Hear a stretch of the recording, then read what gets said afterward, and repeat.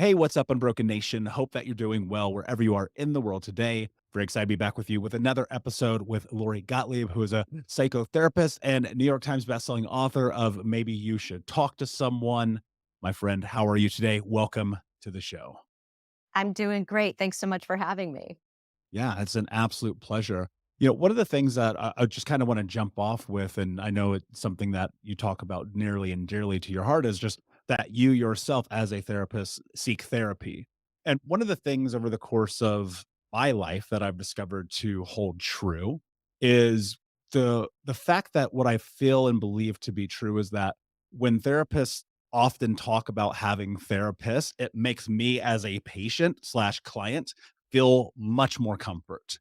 And I've been thinking about this a lot leading up to our conversation today. And what I'm curious about, why is it that we still live in this world where there's so much stigma around therapy, so much stigma around the conversation of seeking help and talking to someone? Yeah, I love what you said about how it gives you comfort to know that your therapist seeks therapy, because I think that a lot of people might have the opposite reaction. Like, well, you're the therapist, shouldn't you have it all figured out? Yep, And as if backwards. life is figure outable and there's what you get to a place and that you're done.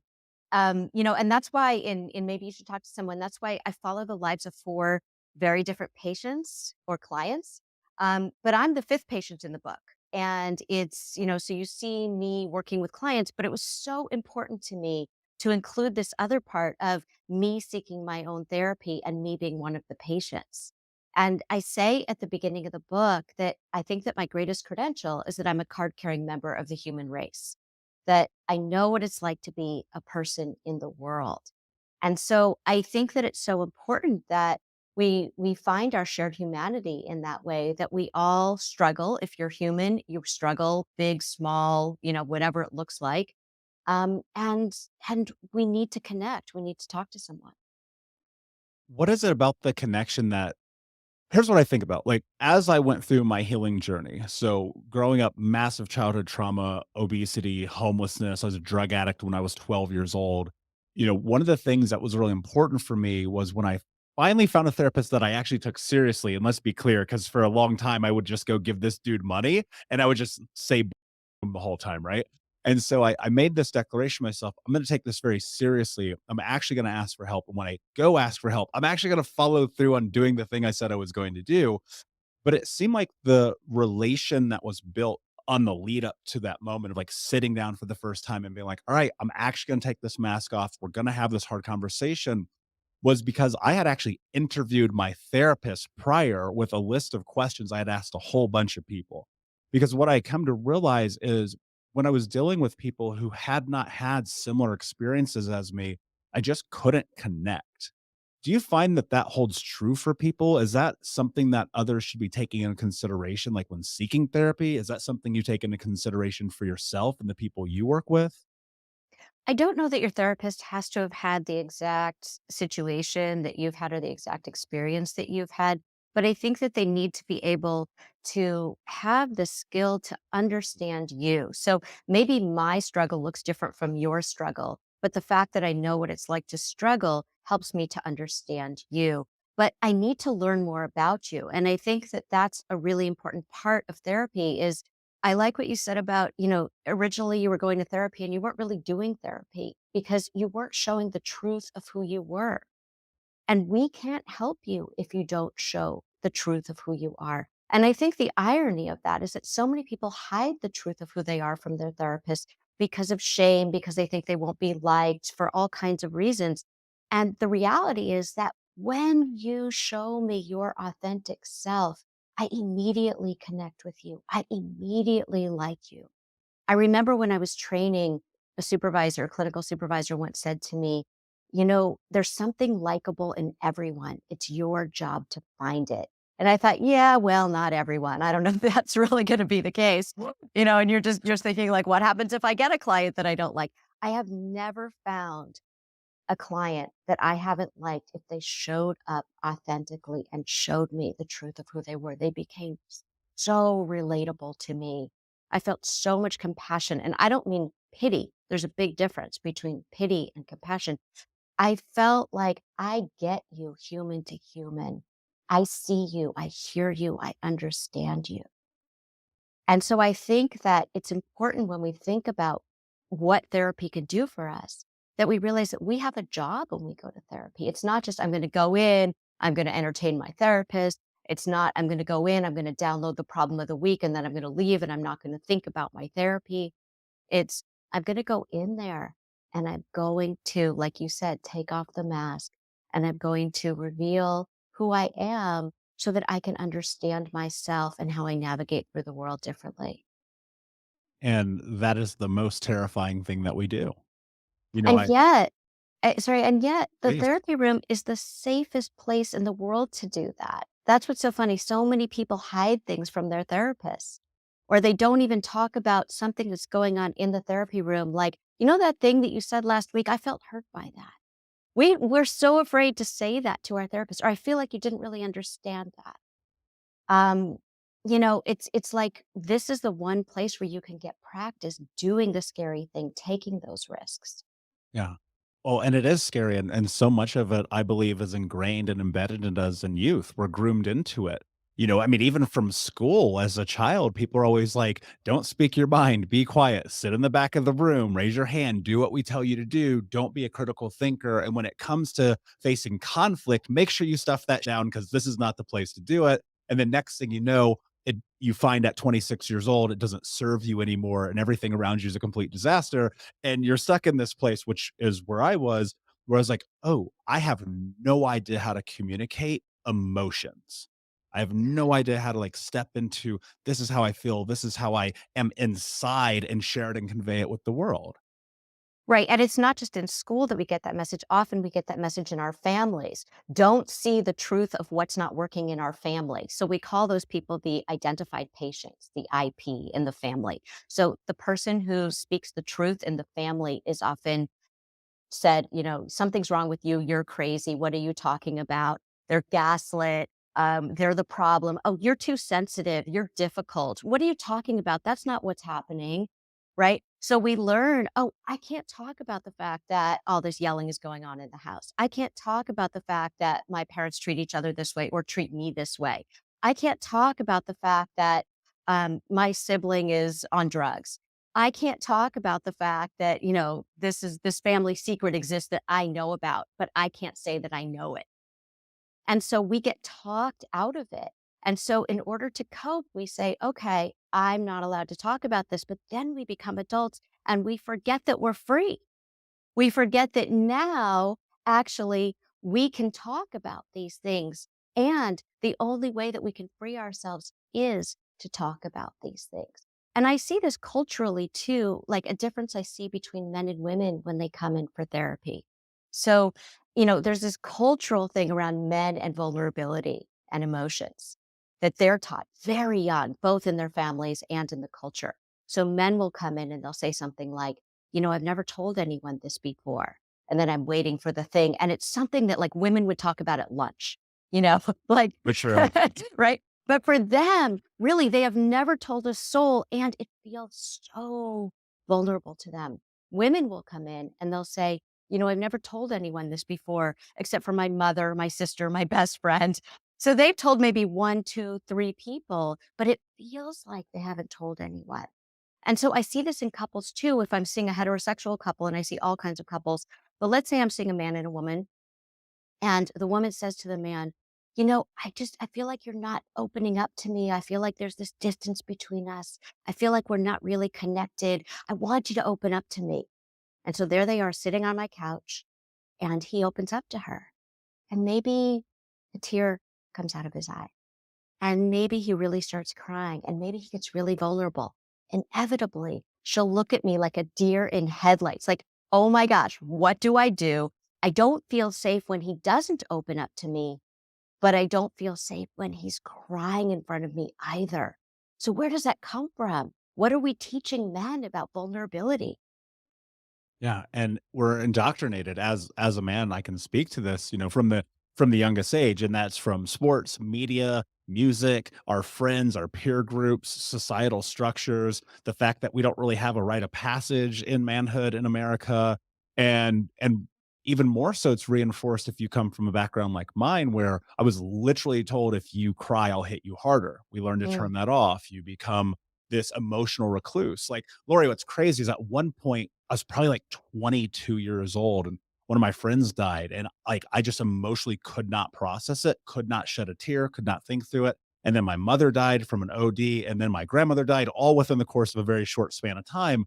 And I remember sitting in my car, I was driving home one night, windows down on the highway. And I was like, am I a sociopath?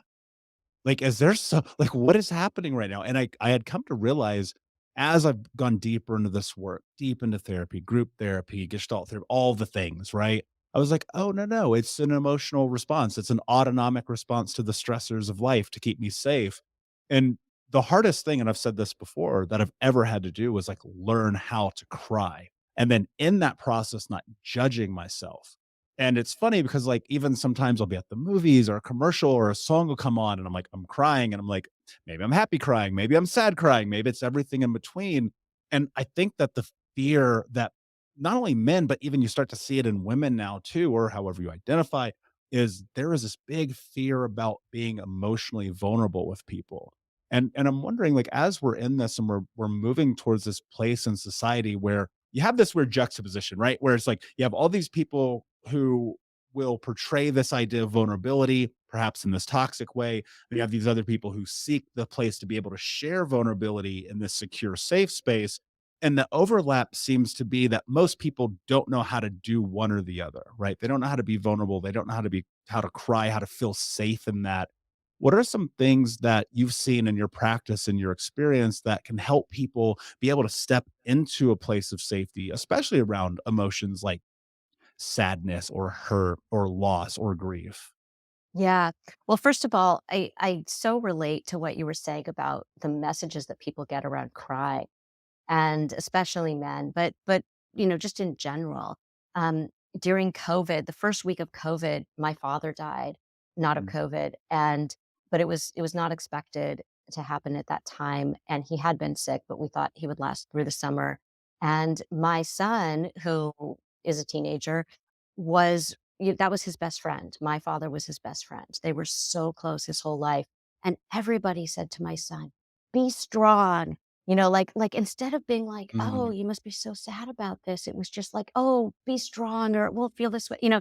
Instead of just letting him feel his feelings over the death of this person that he was so close with his entire life. And so, that's something. And I think that what we see in our culture right now is this kind of fake vulnerability. So on Instagram and on social media, people say things like, "I'm going to be so vulnerable with you guys and share this thing."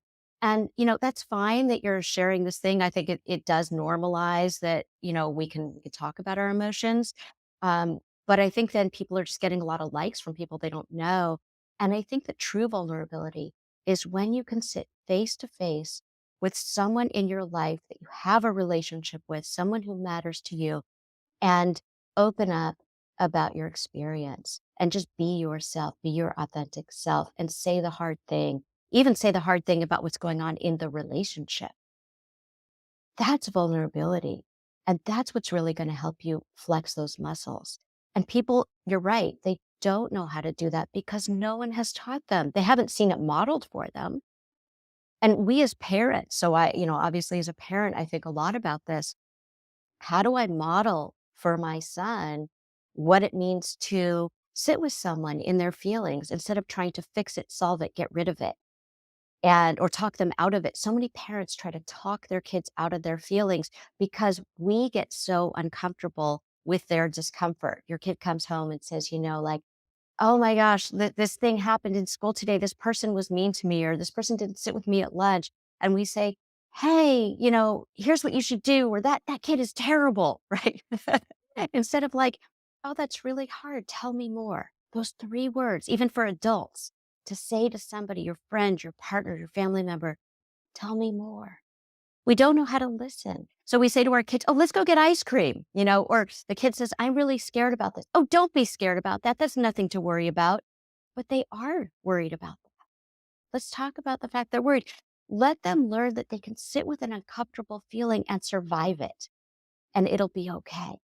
And you can be present for them without taking over the stage from them.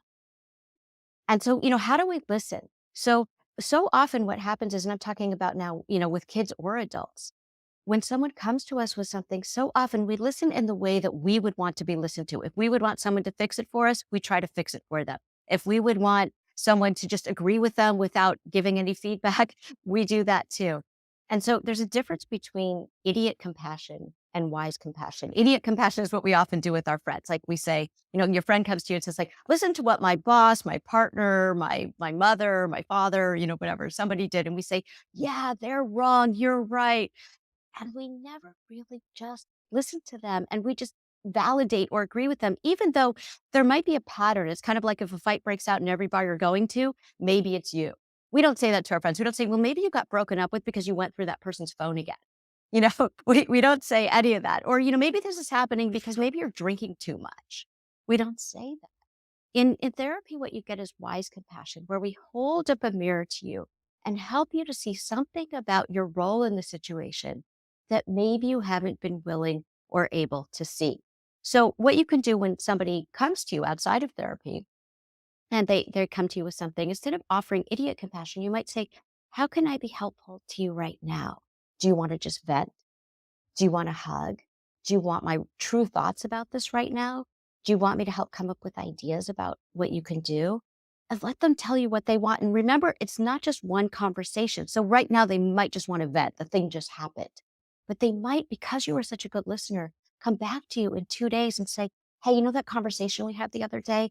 I'm really curious to know what you think about it. I've been kind of sleeping on it and I want some feedback on it. Yeah. And that's so true. I've seen that play out in my life too. I mean, historically, I've put myself in a position of like being the fixer, right? People would come to me with problems. I would try to solve them. And then really, you're just making it worse. And it wasn't until I started asking this question, I was like, what do you actually need from me?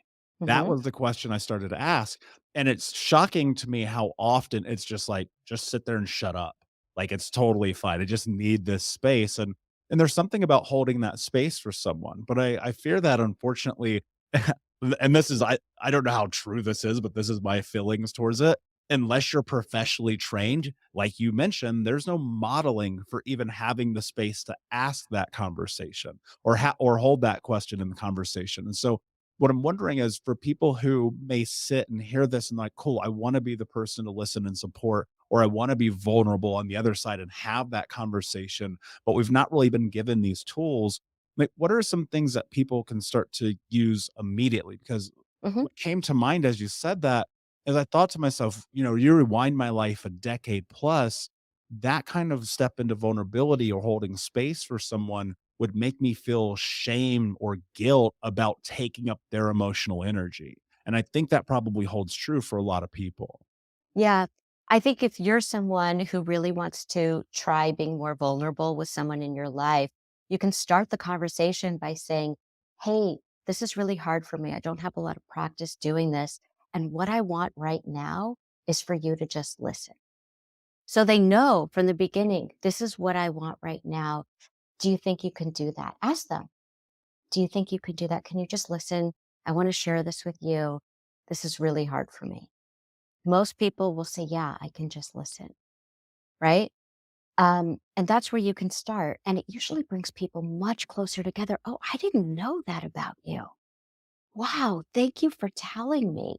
And most people feel really honored that you are willing to open up to them, that you trust them. You have that much trust in that person and in their ability to be there for you and for this relationship. So you want to choose your audience well. I always say that to people. Don't try this with someone who always breaks your boundaries. Don't try this with someone who will always like put the criticism in there no matter what, no matter what you ask. Do this with someone you really trust and start there. If on the other side of it, you want to learn how to be a better listener, again, just ask them that question at the beginning. Hey, I really want to be here for you. How can I be here for you right now?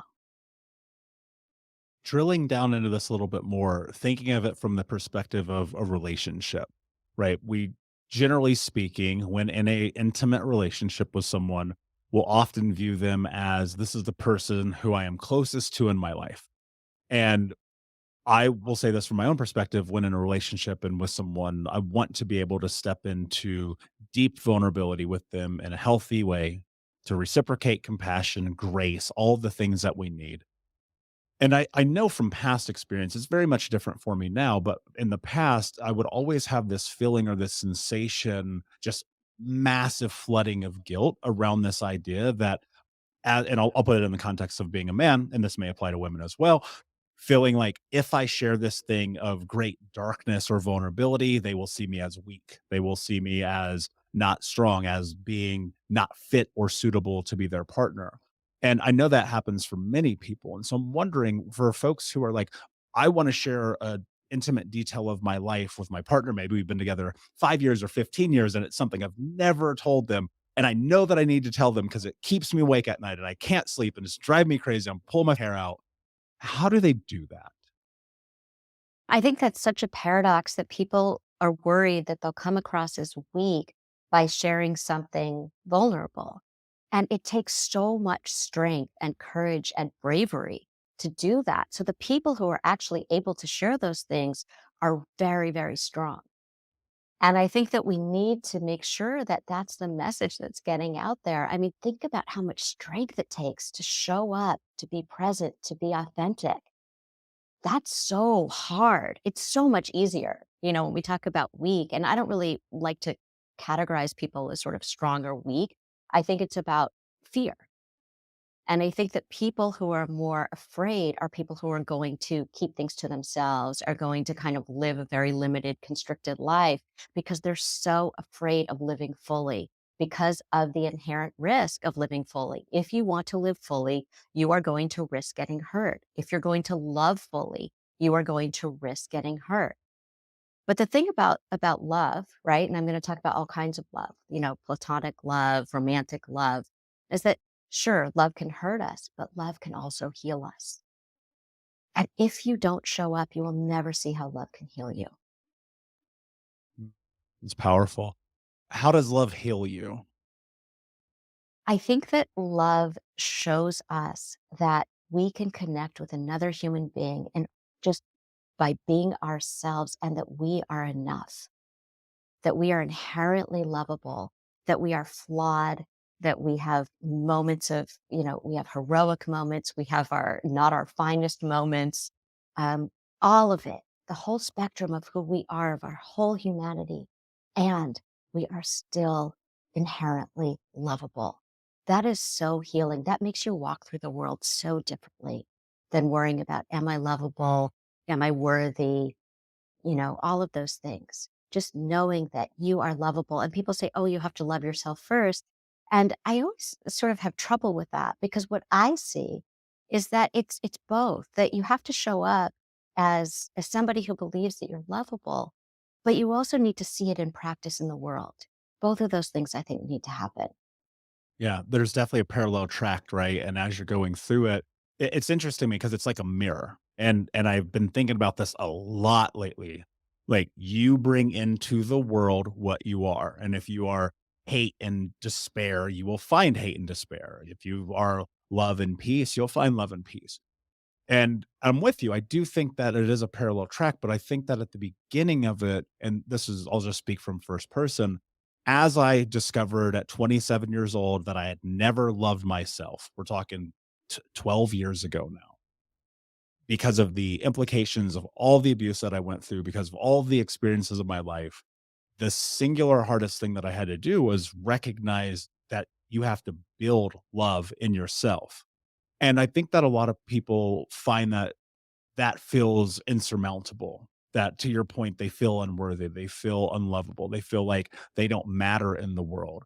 What are some things that people can start doing? What are things even that for yourself in your personal life that you've done to love yourself and that maybe other people can take into consideration? I keep thinking about you as the 27-year-old because, we have this saying, tell me how you were loved or show me how you love now and I can tell you how you were loved as a child. Absolutely. And I think we see that when not just as a therapist, but you can see that with your partners, right? Like when you meet someone and you say, "Oh, wow, they really interpreted that comment that way.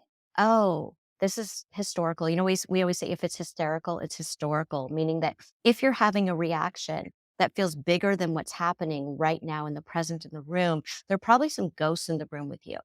There are probably some people in the room from your past that are sitting in the room with you that made you go from 0 to 60 really fast. And so it's really important when we talk about loving ourselves that we understand that the way that we were loved as children is not necessarily an accurate view of how lovable we are. That the way we were loved as children is more about the person who loved us that way and couldn't love us in a certain way. It was more about them than it was about us. So we believe the story. We all have stories that carry us through our lives. And what I do as a therapist is I feel like, and I have a writing background too. So I feel like what I do is I work as an editor and I help people to edit the faulty narratives that they're carrying around about themselves. I'm not lovable. I can't trust anyone. Nothing will ever work out for me. Whatever those stories are. Or sometimes people have these stories that they used to cope when they were younger, like I'm better than everyone else, which is also not true. So that's not self-love, that's narcissism. So where did we get these stories? And we have to understand that if you had a really critical parent, it wasn't because something was wrong with you. It was because something was wrong with them and something was wrong with their parent. This is the generational trauma that we talk about. And the person who finally comes to therapy and says, I don't want to not only treat myself this way, but I don't want to pass this down. Even if you don't have your own children, like I don't want to pass this down to, whoever I'm in contact with. This is not okay. Something is wrong with this story, not something is wrong with me. Something is wrong with the story that I was told. I was told a faulty narrative and I believed it because I was a child and I didn't know any better. But now I can really look at this critically and say, wait, how true is this?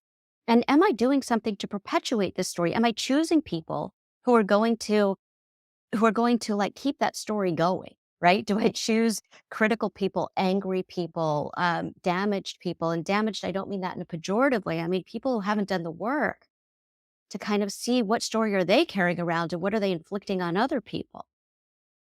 So I think that the first thing we can do is to examine our stories. You know, where did I get this message that I'm not lovable, that something's wrong with me, that I'm defective, that I'm not normal, whatever that means? Every single one of us is quote unquote normal. We're just human. But what are these maladaptive ways of being in relationship that kind of perpetuate the story where we choose people who are going to hurt us in exactly the same way that we were hurt when we were younger? I always say that, that's called repetition compulsion. But I always say that we do that where we say, I'm going to find someone who's going to treat me differently from the person who hurt me when I was younger. And then we go out in the world and we find these people who are like really good partners for us potentially. But we go on a first date or a second date, we're like, yeah, no chemistry, right? Because we're not used to being treated well. So our unconscious is, yeah, I don't recognize that. That's not familiar. So our unconscious is looking for quote unquote home. Home is the familiar of what we did what we had when we were younger. And so instead, then we go out on this date or we meet someone somewhere. We say, oh, that person, hey, you look familiar. Come closer. And what's familiar about them is that unconscious, oh, they're going to hurt me. But we don't know that in that moment. So then we get into relationship with them and we're like, wow, I didn't realize that they were like addicted to this thing, right? Or I didn't realize that they have anger issues. I didn't realize that they can be really kind of passive aggressively insulting or they're very jealous of my success, right? They don't, they try to like shut down my joy. Oh, I didn't that feels really familiar. And then like, why are, all men are like that. All women are like that. All women are crazy. All men are controlling. And it's like, no, no, no, no, no. You're choosing people who are like that person who raised you with that model. So we have to do the work. That's where the work comes in therapy is, and then maybe you should talk to someone. In my book, there's a woman just like that. And she has this idea that the problem is out there. The problem is with other people. And it's not about who she's choosing. And we come to realize, hey, it is about who you're choosing. And wow, when you start really repairing your relationship with yourself and setting boundaries with your parents and understanding more about what was them and what was you. Now, when you go on that date with someone who's healthy, you're like, oh, I'm interested in that person. Yeah. And isn't And that you'll interesting? Yeah, it's phenomenal, and you'll find out in my experience that it also does not have that, like, rocket ship to space feeling, right? And that's what I always tell people when I'm coaching them, if they ask me about dating, I'm like, "Be very cautious if your adrenaline's pumping the first time you hang out with somebody. There might be an indicator there, something is familiar." And I remember in my own journey, at one point, I said this was a crazy moment for me. I go, "Oh my god, I'm dating my mother." And that was because of how toxic and volatile the relationship was mentally and emotionally. And I think one of the things that I had to do was to pause and look at it, reflect, and get really into myself and understand like causation and correlation. Like, why am I attracted to people who don't treat me right? And then why do I reciprocate that so that we feel like we're even and there's always the last word and blah, blah, blah, blah, blah. And then you do a little bit of the work and you show up and you have some conversations like this and you learn about what you want, what your boundaries are, how to respect yourself first and foremost. And then you find that you are so removed from those people that you can spot them a mile away. And again, to your point, it's not like damaged, i.e., they're hurt or broken, because we all have happen. It's just you can really tell once you start doing the work who has done it because you vibrate on that same frequency with people. One of the things that I notice about just speaking in the context of dating and relationships is it feels like very often what we try to do is satiate this need or desire for community connection fulfillment through other people. How do you navigate that, right, when you're in this journey and you're going through this healing process and maybe you've been single for a long time or you're in a new relationship and you want to connect but you've worked through so many demons and you don't want to repeat the patterns?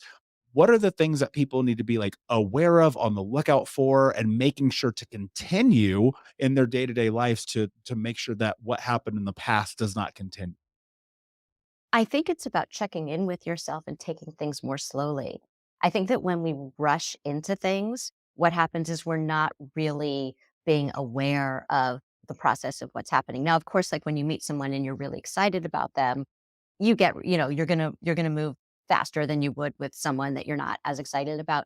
But I also think that you can step back and you can say to the person, and boundaries are so important, that you need to know what you need and you need to communicate that. And if the person can't respect your boundary, well, that's information for you. It's like, hey, I really like you. I'm really excited about this. I want to take this a little bit slower, right? We're moving a little bit fast for me. And I really want to see you. Maybe we don't see each other every night. Can we see each other, 3 times a week, 4 times a week instead of 7 times a week? For right now, and I also, or things like, I need to be able to have space for my friends too. Like, you don't wanna just give up the rest of your life, the things that keep you stable and sturdy and grounded. I need to do my hobby. I need some alone time. I need my friends. I need to stay focused on my work, right? All of those things, and I really wanna get to know you.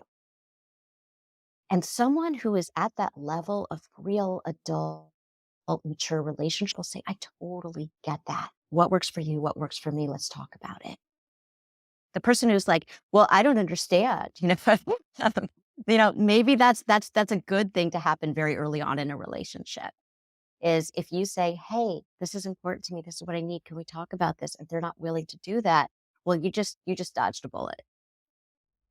For sure. And I think one of the things that's really fascinating is those people are probably doing the same things. Like they want to focus on their career or their hobbies or their friends.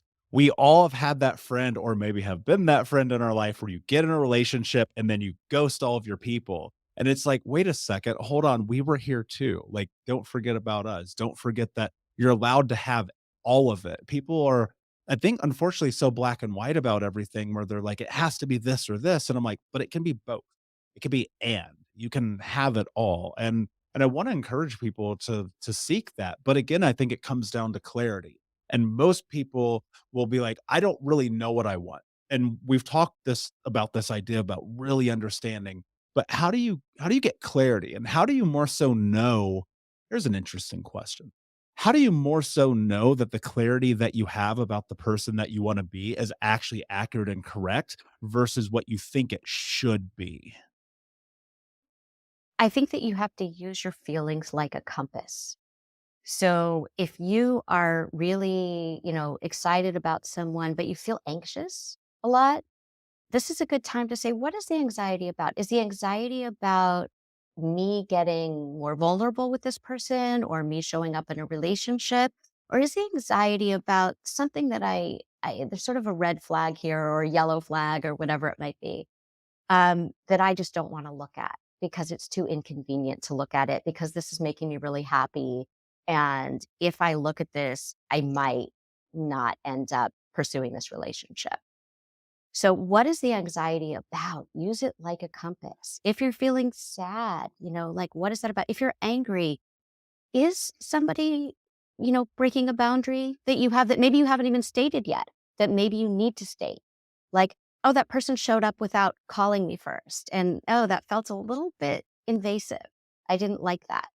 Or the person made plans without asking me, what was happening. And I didn't like that. So use those feelings. Don't just push them down and say, "Oh, I'm probably being difficult or too sensitive or, or I don't want to look at that because it's inconvenient." Really think, "Oh, this is a gift, this feeling. And now I just want to look at it and see what is it telling me so I can head in the right direction." Let's say you're heading in the right direction. Things are going well. Everything is good. And then something happens. A lot of people will jump ship. First time something happens, right? And I know a big part of the conversations you've had previously are about things like infidelity or lying or things of this nature. How do you navigate when you get your feelings hurt in a relationship? One of my trauma responses previously till I really started getting into understanding who I was just to abandon. And because I'm hyper independent, I was alone as a kid. I had to figure out how to navigate the streets at a young age. And I was like, if you can't give me everything that I need at all times because you have to be a perfect person, then I'm getting out of here. Right. Obviously, that doesn't work. That is not a great way to navigate the world.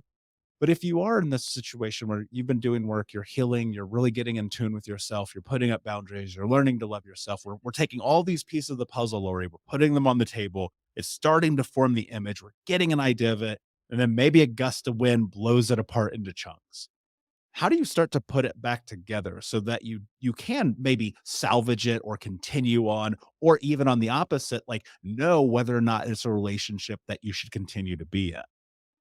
That's such a great question. This is what I call cancel culture in relationships, where one thing happens and the person's like, I "You're love that. canceled. I'm out of here." I Right? love that so I much. I see this so much, especially I think with younger people, because they kind of have this feeling, like you said, like, "Well, you didn't meet all my needs, or you didn't read my mind, or you did this thing that really hurt me, and you're canceled. That's unacceptable." Now, there are certain things, of course, right? But I think generally what I'm seeing is this, like, just really like easy way of getting out of relationships without even thinking about the fact that your partner will hurt you 100%. 100%. This person who loves you and this person that you love will, in the course of your relationship, hurt you. Not intentionally, sometimes intentionally, hopefully not intentionally. They might be upset and they might, say something and apologize for it. Hopefully that doesn't happen often and it's an anomaly. But we hurt each other. We hurt the people we love. It just happens. The question is, how do you repair it? So there's rupture when there's a rupture in the relationship. Rupture's always going to happen. And then how do you repair it? What is the repair? And so I think it's really important, instead of canceling the person, that you have a conversation about it. Hey, what just happened there? That really hurt me. Or I don't understand that. Right? Can we talk about this? That is going to give you the information that you need. And you can also, again, go, I keep talking about boundaries. Boundaries are really important. And I want to say something about a misconception that people have about boundaries. People think that when you set a boundary, you say to the other person, "You can't yell at me or you can't criticize me, or you can't, whatever it is. I don't like when you talk about my appearance. So please don't do that. Don't yell at me. I don't like that. You can't yell at me." Right. And then if the person does, that they've broken your boundary. A boundary is not what they're going to do. A boundary is what you're going to do in response to how they handle your request. A boundary is simply a request.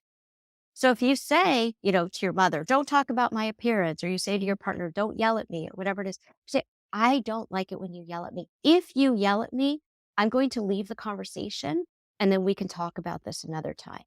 If you yell at me a lot, I don't know if I'll be able to stay in the relationship. So you're going to have to do some work on that if you're not able to really control that. If I'm going to stay in the relationship.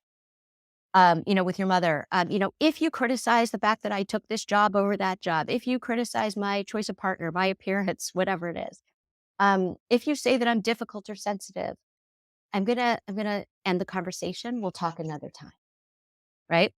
If this keeps happening and I'm come to visit, I'm not gonna come to visit because I don't really trust that it's gonna be a happy visit, that we're gonna have a good time together. It's what you're gonna do, not what the other person's gonna do. What are you gonna do in response to your request? So the first time something happens in a new relationship and people are like, wow, I wasn't expecting that from this person that I trust and I'm falling in love with. That's a time for what we call repair. Talk to them. Hey, that was really surprising to me. I wasn't expecting that. Can we talk about what happened? Can we talk about how that felt to me? Can we talk about what happened for you? Let's talk about what's okay in our relationship, what's not okay in our relationship. If that conversation goes well, great. That's a great sign. And, again, it doesn't mean like that you're going to stay in this relationship or the relationship's going to work out. It means that's information. I can have these kinds of conversations with this person. It went really well. Now let's see what happens next time. Let's see if they heard what I said. Let's see if they understood that I don't really want that to happen again in that way. Yeah, and what's interesting about I love that you said that about boundaries because it is a misconception, and people think that a boundary is about them, but it's really about you. And the following through of that is, I think, what not only protects yourself but keeps you in control, right? I don't mean control of the other person. I mean control of your emotional response, control of the chaos that could potentially ensue. Because I remember times where somebody would like cross a boundary and I'd freak out, like burn the house down, and you're like, dude, wait a second, hold on, pause. This is really a you thing, not a them thing. And you need to come back and reassess and figure out what's going on. And I love what you said about repairing it because I think most things are repairable. Like you just have to have clarity and you have to want to repair them and you have to want to do the work mutually, and I think that a lot of people feel like forgiveness has to come into play in this way where we have and must forgive people for their misgivings or the things that happen in our life. And I'm curious about your opinion of this because sometimes it's weird. There's a juxtaposition that I see will occur when I share this publicly. I don't necessarily know that you have to forgive people as much as you have to forgive the experience or the moment, or vice versa. I don't know. It depends on context, right? But what role does forgiveness play in not only these kind of relationships and dating and intimacy, but with your family or people who have hurt you or traumatic experiences? Like, where does forgiveness come into the play? Yeah, I so want to talk about this. This is a big theme in maybe you should talk to someone. And also, I have a podcast called the Dear Therapist podcast. And this comes up so much where people feel like, this person who mistreated me, parent, former partner, whatever, they want for sibling, they want forgiveness. And I actually don't forgive them. And I think it's so damaging. It's like trauma on top of trauma. You're layering a new trauma on top of the original trauma when you tell somebody they have to forgive someone who hurt them in this way. So in maybe you should talk to someone. There's this mom and she's estranged from her adult children and she keeps wanting their forgiveness. And I said to her, they don't need to forgive you. You need to forgive yourself. They don't need to forgive you. And the kids, it's like, I call that forced forgiveness.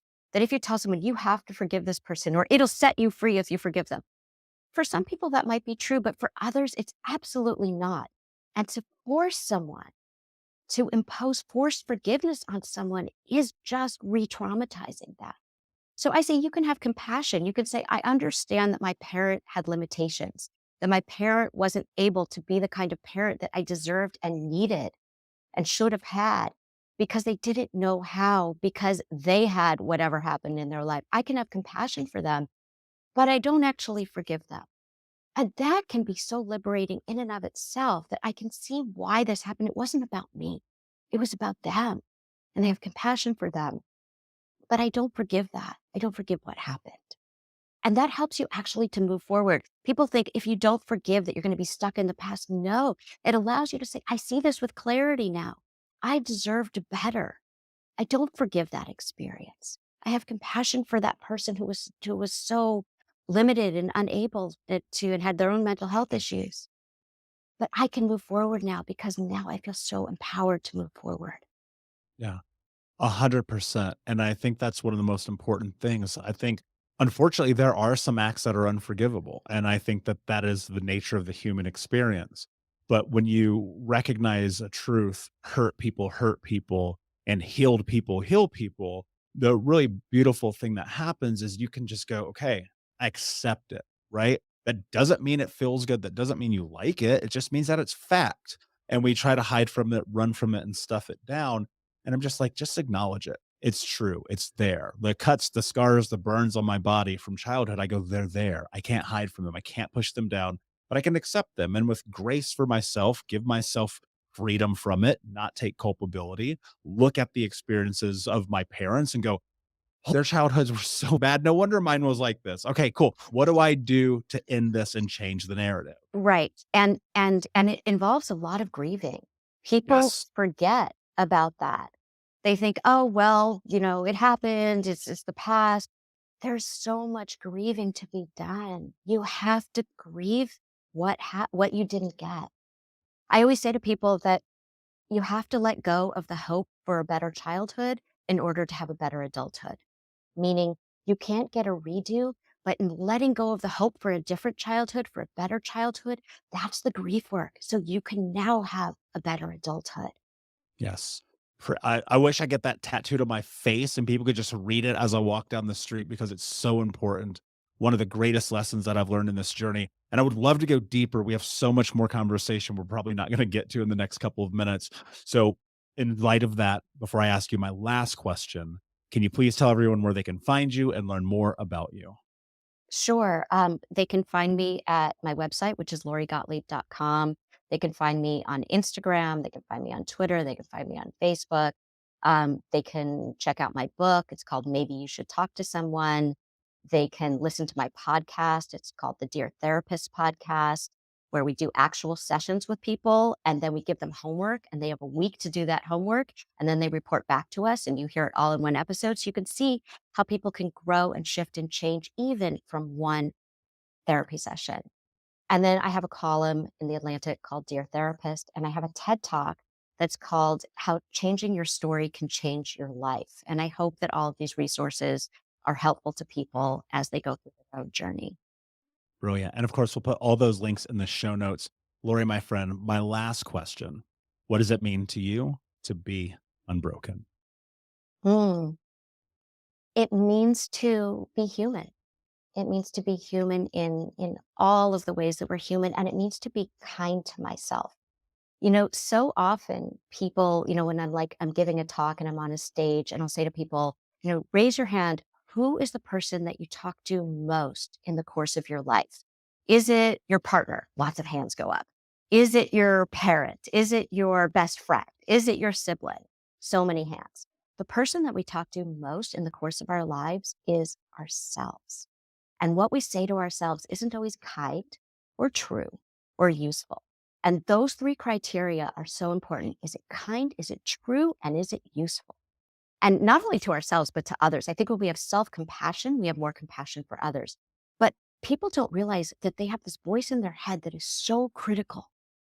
And so they think that they're broken. So what does it mean to be unbroken? It means to realize you are not broken, but there is this radio station playing in your head that is really abusive and you don't even realize it. I had this client who didn't realize it. I would hear these critical things come out all the time. And I said, listen, I want you to go home and I want you to write down everything that voice says. I want you to listen for the voice consciously and write down everything you say to yourself over the course of a week and come back next week and we'll talk about it. And she was very skeptical. And she came back the next week. She takes out her phone where she had written everything down and she started to cry. And she said, I am such a bully to myself. I had no idea. And there were things like she was typing an email and she'd made a typo in the email and her voice in her head said, "You're so stupid." Now, first of all, she's not stupid, right? Is it kind? Is it true? Is it useful? None of those things. Second of all, if a friend had made that same typo, would she have thought her friend was stupid? Absolutely not. She saw her reflection in a mirror. She was walking by a store. She saw her reflection in a mirror. She said, "You look terrible today." She did not look terrible. If anybody else had seen her, they'd think she just looks adorable the way she always looks, right? So these are the voices in our heads. So how do we be unbroken? How do I practice that in my own life? Is it kind? Is it true? Is it useful? If it's not, change the radio station. That's programming from earlier in your life, from the culture, from your family, from somewhere else. Get that out of there. Listen to the radio station you want to listen to. Yeah, absolutely love it. My friend, thank you so much for being here.